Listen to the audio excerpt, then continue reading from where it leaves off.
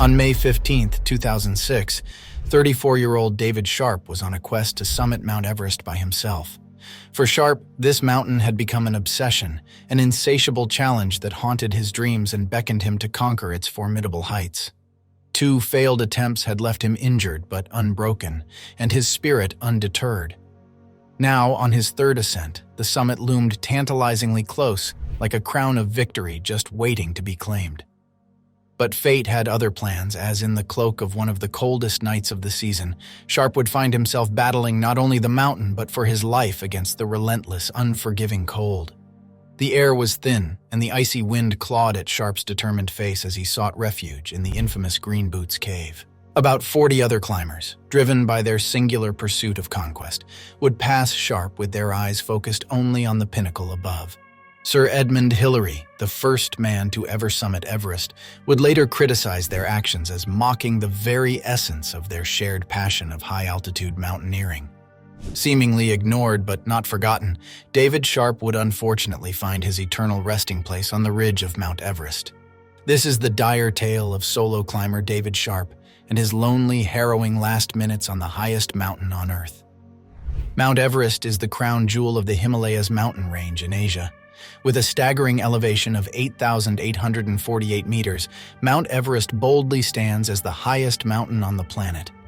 As such, climbing to its icy and rocky peak has been a desire that many mountaineers can't shake off. Mountaineers climbing above 8,000 meters are knowingly venturing into a zone where if you get hurt or exhausted, you might as well be on the surface of the moon in terms of being rescued. Although many mountaineers have successfully conquered its summit, on Everest there are numerous ways to perish, from being swept away by sudden avalanches, serac collapses, falling into crevasses in the Khumbu icefall, or losing footing and falling into Rainbow Valley on the northern ridge route, or suffering from cerebral or pulmonary edema in the death zone, any of which can lead to a fatal end on Chomolungma. Bearing this in mind, David Sharp's resolve to climb the mountain was still undeterred. He was well within the climbing season, and although he intended to go up the mountain by himself, he was not entirely alone, as 40 other climbers were also attempting to summit that day. Prior to the trip, Sharp even assured his worried mother by saying that, "You are never on your own. There are climbers everywhere." But his assurances to his mother would do nothing to combat the harsh realities of climbing high on Everest solo. In his youth, Sharp was an avid lover of the great outdoors. Having grown up in England, he climbed the 320-meter Rosebery topping. While he was at the University of Nottingham, he was an active member of a mountaineering club. When he started working, Sharp was known for deliberately taking time off to satisfy his insatiable desire for adventure, including a 6-month sabbatical leave to go backpacking through Asia and South America. In May 2002, alongside a group led by Richard Dugan and Jamie McGuinness, Sharp summited Xhow, the 6th highest peak in the world. During this expedition, Dugan couldn't help but notice that Sharp was a strong climber, acclimatized seamlessly, and was talented when it came to rock climbing. However, Sharp's downside was that he was too skinny, and a lack of a good layer of body fat would potentially put him in a vulnerable position under the unforgiving cold weather. Because of his impeccable mountaineering skills, Dugan invited Sharp to summit Mount Everest in 2003 alongside 4 other climbers, and he accepted. This marked Sharp's first expedition to Mount Everest. However, he didn't reach the summit because he suffered from frostbite during the ascent. Sharp ended up losing some of his toes due to frostbite, and despite this setback, Sharp reportedly declared that he was willing to lose so much more to get to the summit of Everest. Nevertheless, Dugan still saw Sharp as the strongest member of the climbing team and a pleasant person all around. During their descent, Dugan and Sharp even stopped to help a struggling climber, giving him extra oxygen. In 2004, Sharp was part of a Franco-Austrian expedition that involved climbing Mount Everest from the north side. Yet again, Sharp didn't reach the summit, but managed to climb to the 500-meter level, stopping close to the infamous Green Boots cave. During this expedition, Sharp had trouble keeping up with his teammates, and once again he suffered from frostbite in his fingers. A disagreement with his team leader, Hugues Dobared, also ensued, with Sharp being adamant that there was no danger in climbing alone and summiting without supplementary oxygen, also known as alpine-style climbing. Despite the challenges and having come close to the summit twice, Sharp had his sights set on summiting Mount Everest by himself.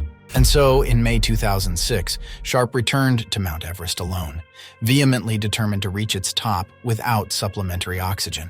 Little did he know that this would go on to prove to be extremely risky even for the most acclimatized climbers. In preparation for his expedition, Sharp would purchase a basic climbing package from Asian Trekking, a Nepalese adventure company. With this minimal support package came a permit, basic oxygen equipment, a trip into Tibet, transportation, food, and tents, and was only useful up to Mount Everest Advanced Base Camp, located at 6,340 meters.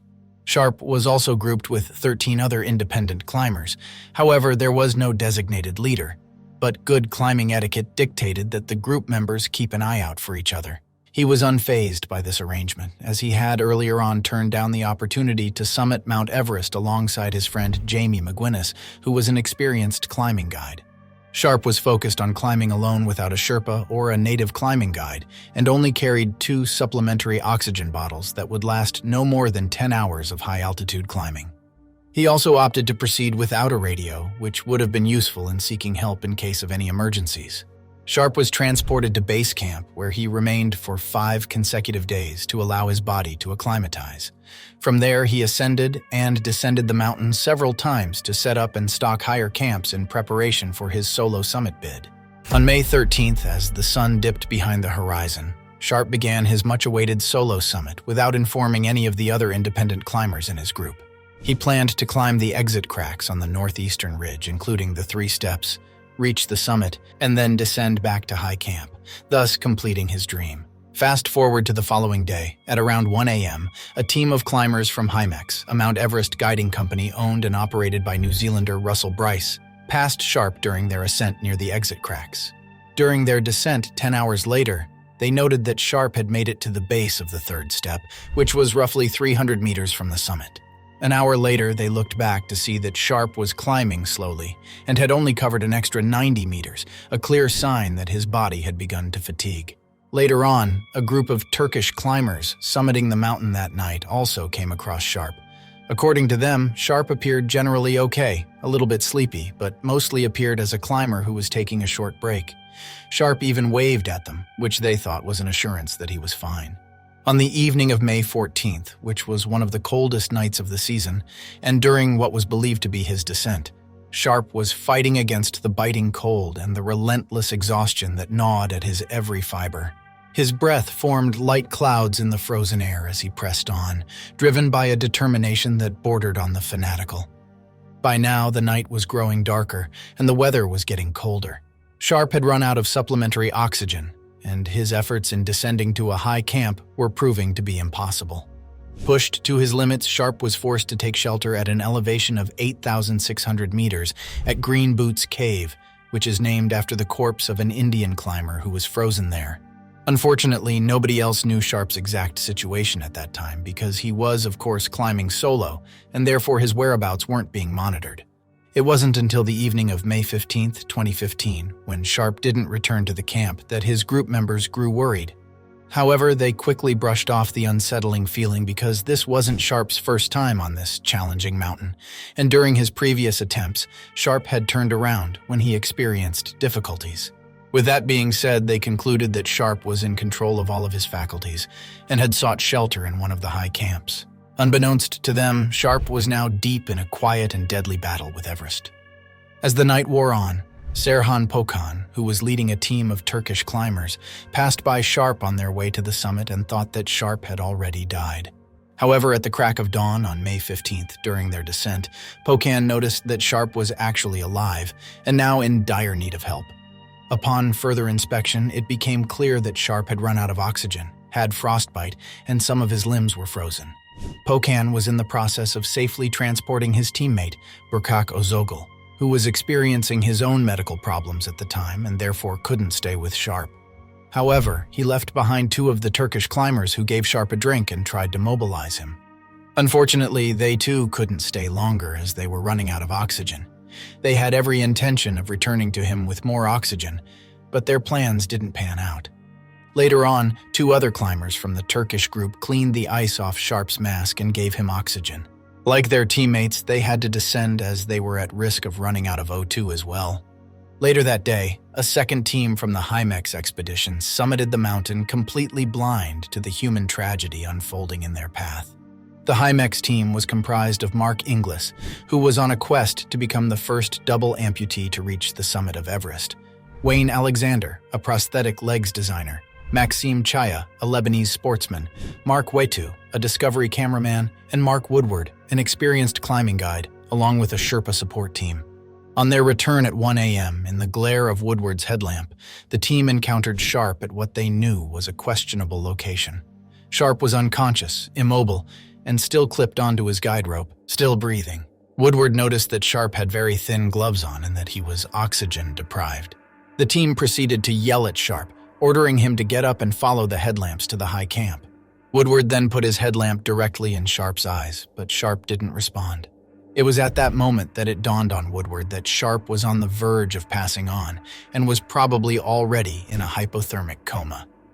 Woodward said out loud in the belief that Sharp was beyond rescue, "Oh, this poor guy, he's stuffed." In a final attempt to get Sharp some help, Woodward called the advanced base camp, but sadly his radio call went unanswered. Alexander looked at Sharp and then commented, "God bless, rest in peace," before the team proceeded with their descent. According to Woodward, leaving Sharp behind was by no means an easy decision, and staying longer in the cold weather at that time posed a great risk to his team, whose safety was his priority. Furthermore, rescuing Sharp in the death zone was close to impossible, as it needed him to be conscious and mobile for the rescue to be successful. At around 9 a.m., Chaya and his Sherpa, who were on their way down from the summit, also encountered Sharp. Sharp was now shivering uncontrollably, unconscious, had no glasses, and was wearing a thin pair of wool gloves. His teeth were clenched, his nose had turned black, and his cheeks and lips were also darkening by the minute. While later recounting this moment, Chaya told the Washington Post, "It almost looks like he had a death wish." Chaya promptly radio-called Hymex team leader Russell Bryce and notified him of Sharp's condition. In the same breath, Sharp suddenly stopped shivering and Chaya believed that Sharp had passed on. However, moments later, Sharp started shivering again, and in an effort to save him, Chaya tried to give him oxygen, but Sharp still didn't respond as they'd hoped. Bryce responded to Chaya's call saying that Sharp was running out of oxygen and couldn't be helped. Additionally, Chaya was also risking the same if he didn't continue with his descent. Later on, other members from the second Hymex group and another Turkish team encountered Sharp during their descent. The Sherpas tried to give Sharp some oxygen as well and patted him down to improve his circulation, but that too proved futile. They tried to get him on his feet, but Sharp could barely move his limbs. They then moved Sharp 4 steps into the sunlight before proceeding with their descent. That alone had taken them 20 minutes, so there was no way they could carry him down the mountain at that altitude. Amidst their efforts, Sharp mumbled, "My name is David Sharp. I'm with Asian Trekking, and I just want to sleep." Not long after he said that, and seated with his arms wrapped around his legs, David Sharp passed away on the unforgiving rocks of Mount Everest, next to Green Boots Cave. Following Sharp's demise, Mark Inglis, the double amputee, came under harsh criticism from the media and others, including Sir Edmund Hillary for not helping Sharp in his time of need.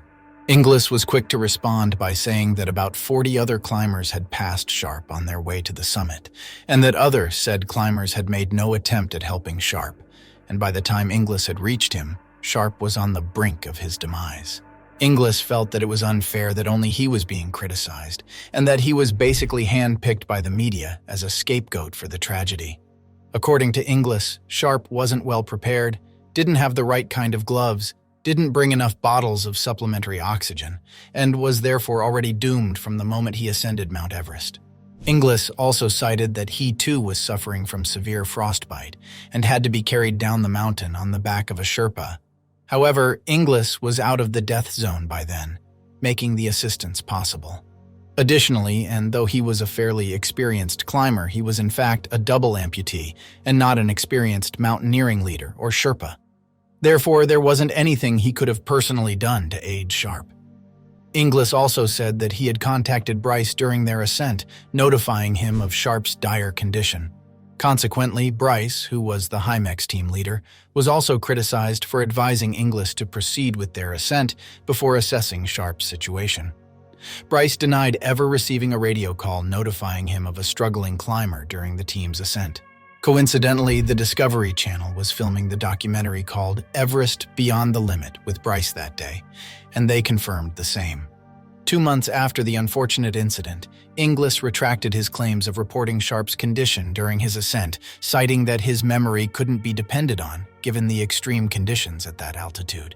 Back to Sir Edmund Hillary, who termed their actions as unacceptable, saying that it was sad that the need to get to the summit was greater than that of helping a distressed climber like Sharp.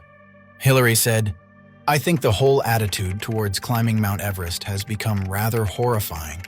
The people just want to get to the top. It was wrong if there was a man suffering altitude problems and was huddled under a rock just to lift your hat, say good morning and pass on by. They don't give a damn for anybody else who may be in distress, and it doesn't impress me at all that they leave someone lying under a rock to die." Hillary further scoffed at the remarks made by Mark Inglis and labeled him as crazy. Hillary also claimed that if he had been on the mountain that day, he would have forfeited his historic climb to help Sharp, citing that human life was far more important than getting to the summit of the mountain. David Watson, an experienced mountaineer who was on Everest that day, also strongly believed that had the climbers paid more attention to Sharp, the outcome would have been different. However, in the Dying for Everest documentary, Jamie McGuinness, an experienced mountaineer and friend to Sharp, stated that Sharp wasn't interested in being rescued. When asked if Sharp expected to be saved, McGuinness said, "Absolutely not. He was clear to me that he understood the risks and he did not want to endanger anyone else." Linda Sharp, David Sharp's mother, was also of the same opinion. While talking to the Sunday Times, Sharp's mother didn't blame the climbers for her son's demise. Instead, she categorically stated, "Your responsibility is to save yourself, not to try to save anybody else." To this day, David Sharp's body rests on the northeast ridge of Mount Everest. It is another chilling reminder that in the end, for those passionate about high-altitude mountaineering, the true summit lay not in the peaks conquered, but in the hearts that dared to dream whether they lived or died. According to many mountaineers, it is challenging to keep oneself alive at 8,500 meters and above in the death zone, let alone rescue someone else. It has also been established that no amount of resources can be used to successfully rescue an immobile climber at that altitude. Lastly, the risks associated with high-altitude climbing are ones that every climber understands and accepts before the ascent. So what do you think? Did David Sharp have a chance of surviving this ordeal? Was he doomed from the start because of his lack of preparedness, or was it because no climbers could or would assist him? And what of Sir Edmund Hillary's comment that Mark Inglis, a double amputee, was to blame for not rescuing Sharp? Was Sir Edmund right or unfounded for his statement of blame directed at Inglis? Leave a comment below with your thoughts. And if you found this video thought-provoking or insightful, please give it a like and remember to subscribe to the channel to stay updated on more dire tales, always in honor of those who passed. Thanks for watching.